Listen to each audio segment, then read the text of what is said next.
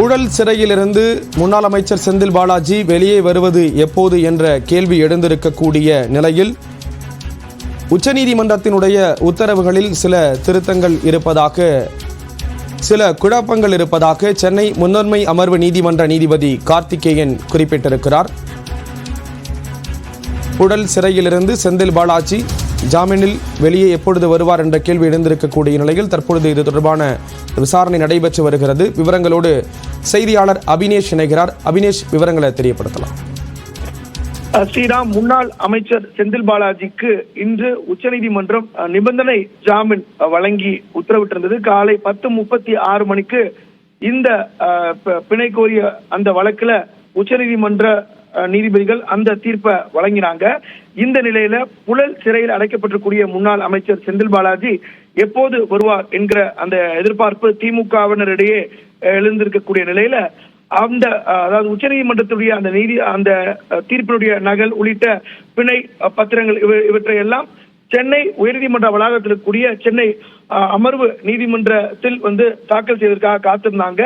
அந்த அடிப்படையில் சென்னை முதன்மை அமர்வு நீதிமன்றத்துடைய நீதிபதி கார்த்திகேயன் சரியாக 5 மணிக்கு நீதிமன்றத்துக்கு வந்திருந்த நிலையில உச்சநீதிமன்ற தீர்ப்பில் சில குழப்பங்கள் இருப்பதாகவும் அவர் தெரிவித்திருந்தார்.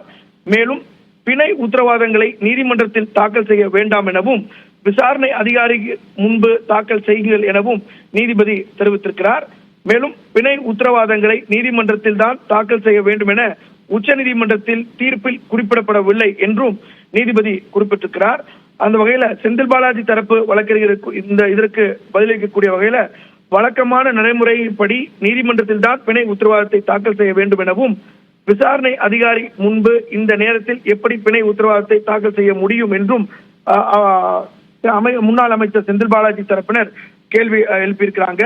எனவே இன்றைக்குள் எப்போது முன்னாள் அமைச்சர் செந்தில் பாலாஜி சிறையிலிருந்து வெளியே வருவார் அப்படிங்கிற எதிர்பார்ப்பு காத்திருக்கக்கூடிய நிலையில சென்னை முதன்மை அமர்வு நீதிமன்ற நீதிபதி கார்த்திகேயன் பல்வேறு கேள்விகளை எழுப்பியிருக்கிறார். அதுல மிக முக்கியமான ஒன்று என்னன்னா, பிணை உத்தரவாதத்தை நீதிமன்றத்தில் தாக்கல் செய்ய வேண்டாம்,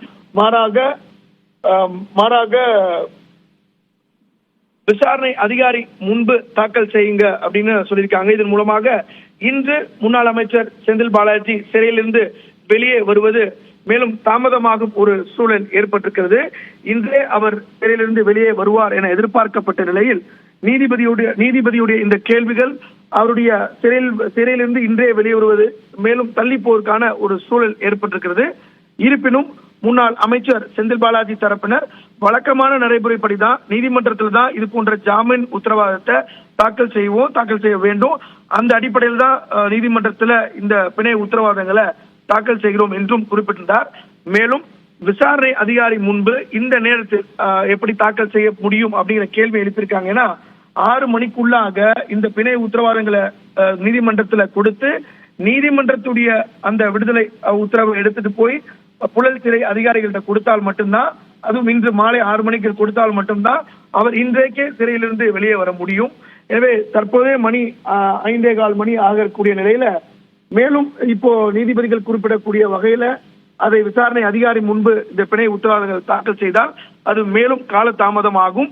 எனவே அந்த அப்படிங்கிறது முன்னாள் அமைச்சர் செந்தில் பாலாஜி அவருடைய தரப்பு கோரிக்கையாக இருக்கிறது. குறிப்பாக இன்றைக்கு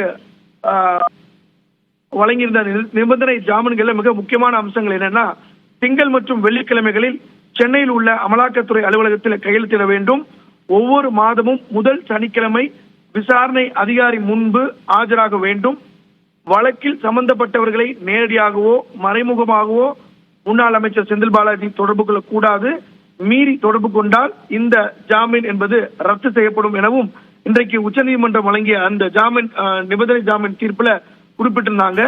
மேலும்